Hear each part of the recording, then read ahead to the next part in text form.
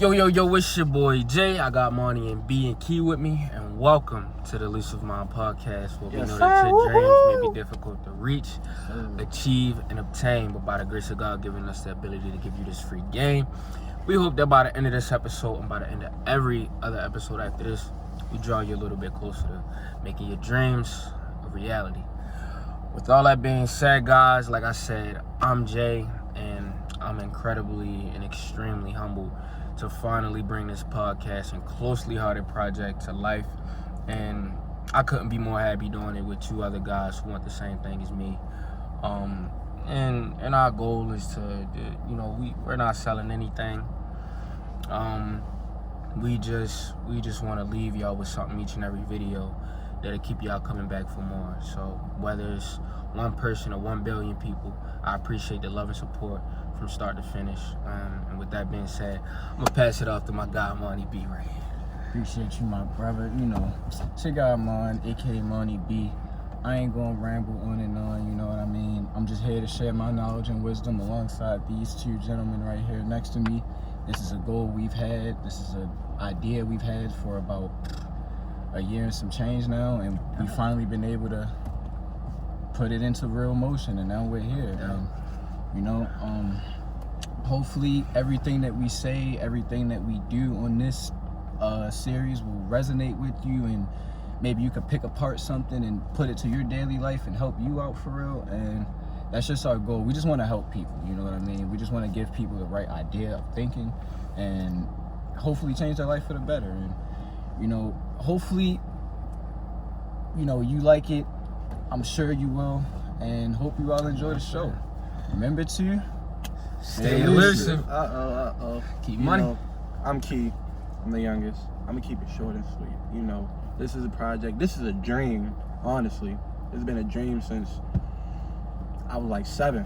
So to finally be able to put it in motion with these two fellas right here, hey, that's all I can say. I'm just ready. And I want to share this project with like-minded people. Share our knowledge, our experiences, like our stories and things like that, and hopefully impact one of y'all, and to help y'all elevate. So I ain't gonna say too much. We're gonna get right into the episode. I'm really excited about the first episode. It's titled "Embracing the Ugly," and one of the main reasons for us titling this first episode "Embracing the Ugly" is just for the reason that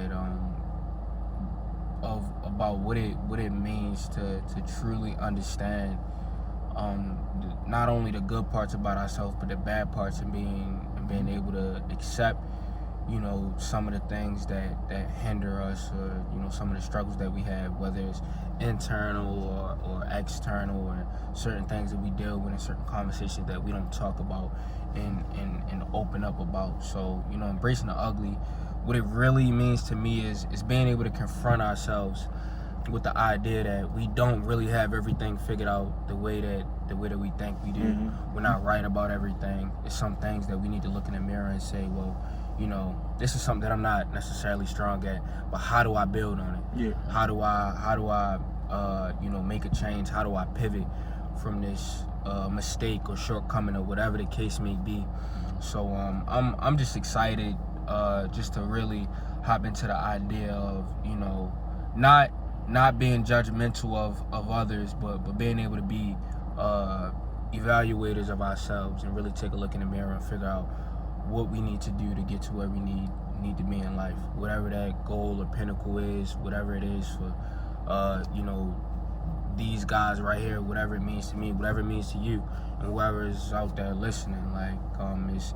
It's truly a battle between ourselves. So and it's no competition. The only one we competing with is ourselves. So that's the biggest thing for me, and what this episode means to me, which is why it's titled "Embracing the Ugly." Hey, that's one of the ones. Yeah, that's definitely a great way to put it. I really do agree with a lot of the things you said. What it means to me is, for me, it really just means being comfortable in your own skin, really. You know what I mean? Knowing that there are things that come with this life that you live for real, and how you're able to handle that, and just naturally know that that's what's gonna come with certain situations that you do, and it's how you handle that for real, knowing that.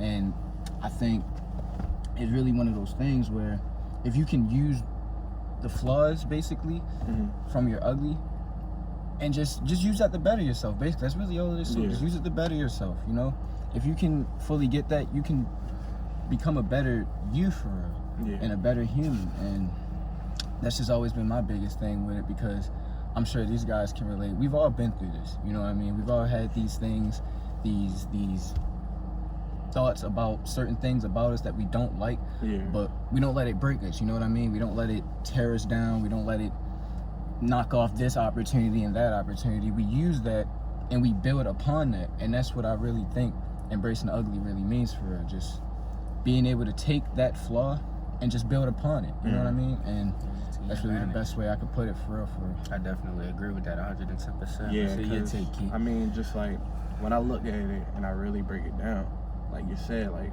you know, use your flaws or your quote unquote ugly, and just use that to, you know, your advantage, to better yourself, to help you thrive. Because you may think it's ugly, but the person next to you might be like, yo, that's the greatest thing I've ever saw. Like, we never know what's really going on in somebody's head. So you could just be like, yo, I don't like my nose, I don't like this and that. But then, you know, you'll find somebody out there and be like, yo, I really love your nose, I really love this and that. And like, if you just like, it's just, you know, it's just really all in your head, to be honest. Like, it's just, you know, psychoanalyzing yourself, overthinking and things like that. But I really just feel like, you know, if you can really just take the time and reflect and just look and just be like, look, I don't like this, but I'm gonna use this to just get better. Like, you just take that and just get better to elevate. Because the main thing everyone want to do is just elevate. I can agree with that 110%. Y'all both said some compelling things. And it brought me to the idea of something that my dad always told me, and which is crazy. Shout out to my dad. He's happy birthday to him too. Happy birthday, Pops. He's, if I'm not mistaken, 46 today. And something he always told me is the way we view ourselves versus how people view us is two totally different things. You know what I'm saying? Certain things that we may look at ourselves and might not be very fond of, like you said, Key. Like, some people might be astonished or might be impressed by it. So that's just one of those things where it's like, more times than not, our perception or perspective on life is based on our experience. It's based on our background. It's based on what we come from. And so, like, that's one of the biggest things for me, because, you know, coming up as a kid, one of the biggest things I struggled from was my confidence, due to the idea of the voices of my peers and taking heed to what everybody was saying, whether it was true or not. You know what I'm saying? When you hear certain things, and as a kid you don't really have that mental toughness yet, or just that mental fortitude to be able to handle certain things that come your way. What I understand about that is, like, you know, just because somebody says it doesn't necessarily make it true. You know what I'm saying? And like, when I think about, you know, people are always gonna have something to say, whether it's good or bad. People, you know, before Jesus went on the cross, they talked about Jesus like a dog. You know what I'm saying? And Jesus didn't do any wrong. He was healing people. He was saving lives. He was, you know, working miracles. So it's one of those things when I put that in perspective, and then I just add it into, you know, what we're going through in our own journeys. It's just one of those things where it's like, you know, we got to be able to have the mental fortitude to block out all the noise and really key in and focus on what's important and what matters to us, not so much what matters to other people about us. What matters to us about us. So that's the biggest thing. Like, for me, it just leads me to this. Like, when you really think about it, is the ugly more so internal or is it external?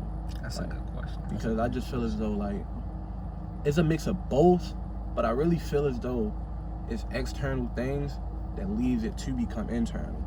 Like, I feel as though when you hear things outside, that leads you to really go back and just like look in the mirror and like, she said this, and just look at it to the point where you start to really believe it. Like, I just feel as though where the world is now, you hear a lot of things, and it gets to a point where you hear it over and over till you begin to believe it. Yeah. Like, that's just really how the media works nowadays. They just put something until the whole world believes it. So that's just my question. Is it more internal or external? Well, I really feel like you put it in the best way, honestly. That is a great question. You really put it in the best way. It really is a thing where external can lead to internal because you're hearing that so much, and you don't know how to really think another thing when you're hearing the same thing all the time. Right. So it just becomes a constant in your brain, and you just start to believe it for it. But I do think it's definitely external. But yeah, it leads to internal. So I really do agree with what you said, Keisha. I really do. This is a great question. I'm trying to find the best way to dissect it. For me, I do agree that it could definitely start off external and definitely lead to being internal. Just being for the reason that, you know, pretty much like you said, when you constantly hearing the same thing over and over again, it doesn't necessarily have to be true. Yeah. But more times than not, you know, we train our minds to kind of sort of accept things that are consistent. Yep. So if you keep hearing this thing over and over and over and over and over again, it's just gonna get drilled into your brain to a point where you're just gonna believe it even if it's not true. So I think the biggest thing is understanding ourselves and you know, understanding who we are. Yep. You know what I'm saying? And more times than not, I feel as though that, you know, and people place us in a box and categorize us as one thing just to make them feel comfortable about where they want us to be and not who we are. You feel what I'm saying? So it's just one of those things where it's like, I think more so than anything it's just about the idea of realizing that, you know, in this walk of life, each and everything we do, more times than not, whether it's scrutinized or not, you know what I'm saying? It's really all about our character. It's really all about what we stand for. It's really all about what we in it for. Like, you know, the biggest thing, you know, and I said it on a post. The biggest thing is to remember why and what we started for. You know, and when you're along that journey, more times than not, each and everybody's opinion doesn't matter. Especially when you're keeping the main thing. You know what I'm saying? I listened to an interview one time from Denzel Washington, and it was real powerful. And he said I wouldn't be able to be who I am or do the things that I do and accomplish certain things that I've accomplished if I was always worried about what somebody had to say about me or what they thought about what I did. So I think the biggest thing is just being able to have that mental fortitude, just to tune out the noise and keep the main thing. So, you know, that's just the biggest thing for me. So I think, you know, as far as it being external and internal, I think it's just being able to take a look in the mirror at ourselves and on the outside and really appreciate whatever that is. You know what I'm saying? Because I'm a firm believer in we're all beautiful in our own way. We all struggle and have, you know, our shortcomings and things of that sort. We're not perfect, but who are we? Let's establish who we are and what it means to us, rather than listening to the noise of outsiders who haven't walked a mile in our shoes.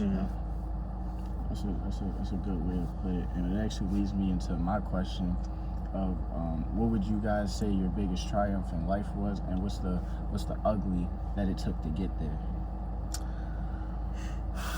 I think, like, with this question though, like, this is deep, because whenever I think about like my biggest struggles in recent memory, it always goes back to school.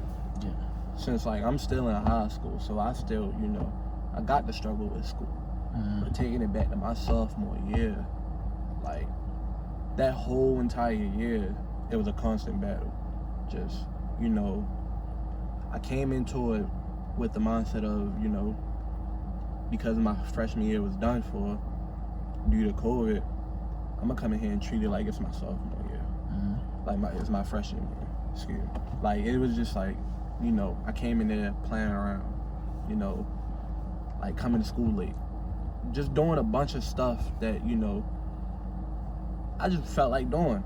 But when you really look at it, it was just like, yo, if anything, I'm hurting myself because I'm falling behind, you know, like, and, you know, going to city, you fall behind, it's kind of hard to catch back up because it's constant, like, work coming out every day. Yeah. So it was like, once definitely. I kept digging myself in the hole, it was like, I know about that. I dug a hole to the point where I'm trying to, you know, climb out. Yeah. Never And while wanna I'm get in that climbing out, situation. I'm going further and further. Like, it was just like, yo, I can't do nothing about it. And then, you know, like, something clicked, and it was like, okay, it's not working. I gotta do better. I reflected on how I was behaving and things like that, and I was just like, yo, I can't do it no more. But then, you know, outside stuff happened with, you know, my great grandfather passing. So that was kind of just, you know, a reset button. So I ended up, you know, completing that year, but like barely, just barely. So, you know, like that year really, I kind of hit rock bottom that year. And then that led me into my junior year but, you know, better mindset, you know, because I took all the ugly from my sophomore year to really better myself, to really, you know, do better my junior year and things like that. Of course, the old habits did come up here and there, but, you know, I kept pushing because I knew what it meant if I did good this year. And, you know, I always struggled with the fact that this wasn't the school I wanted to go to, like this wasn't the school that I chose and things like that. And then it got to a point where I was struggling once again. It was kind of, I was in the same hole that I once got myself out of. Right. And it was just like, you know, how did I get here? Like, what did I do to get here? Like, and it was a reality check. I was told, like, yo, the longer you stay here, it's gonna be harder for you to graduate on time. And that was kind of just like, whoa. Yeah. That wake up call. It was a wake up call. I was like, whoa. Cause I mean, everybody around me wanted to see me graduate, so it's kind of sort of. I don't mean to cut you off, but hearing what I'm hearing now, when you heard that, what did that do for you and your mental at that very moment? What ignited that switch to make you say, you know what, this is something that I'm not gonna fail at. This is something that if I want something different, I have to do something different. What in that moment within that whole just, you know, conundrum of things going on in life at time with you losing your great grandfather and dealing with outside things that are, you know what I mean, just outside of the realm of school. What was, when you heard that, what was that switch that said, you know what, like, this is gonna happen regardless, like no matter what? What was that switch? It was more so like when I heard, yo, like I wasn't gonna graduate on time, I was like, okay, this situation I'm in right now, it's not working for me. So it was time to, you know, go on to another situation, which, you know, transfer schools. And like, whenever I think about my great grandfather passing, like, out of everybody I've ever talked to about school, he was always like, look, I want to be here when you graduate. I want to see you graduate. Like, I just want to be here when you graduate. He just kept telling me. So it was like, you know, if I don't graduate on time, I'm kind of letting him down. Like, it was just so, I was like, well, I'm going to graduate. Because I know how smart I am. I've been told, you know, sometimes I'm a little too smart for my own good, which is also true. That's another, you know, another ugly I have. Yeah. But, you know, transferring schools to go to, you know, the school my great grandfather attended, it kind of gave me, I got hungry again. Because I do say, like, you know, the key to being successful is to always stay hungry. So, you know, once I transferred schools, it was just school. Like I'm knocking all this out. I'm making sure I ain't got no worries, and you know, I succeeded. Definitely. One more year, and then I'm done. Yeah. It was just, you know, going through all of that, it kind of just made me stronger and just, you know, helped me throughout whatever's going on, keep my focus. And, you know, always have that one goal in mind. Keeping the main thing. I definitely respect and admire that. Yeah. 110%. For me, one of my biggest triumphs for me was the idea of, it's kind of sort of the same as Keystone, but it's kind of different in a way. Okay. It was the idea of, it was the demon of procrastination. Yeah.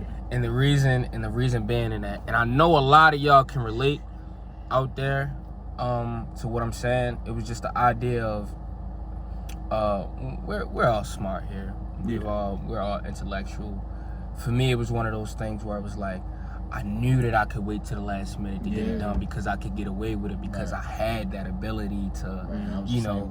And it was a thrill of like, I can't really explain it, but it's like, if you know, you know. Yeah. It was a thrill of like, damn, like last minute work. Yeah. I got 24 hours or 48 hours to finish this. It's gonna be my best work, but it might be rushed. Yeah. You feel what I'm saying? So for me, it was always that the idea of knowing that I could get away with it because of the ability and the smarts that I have.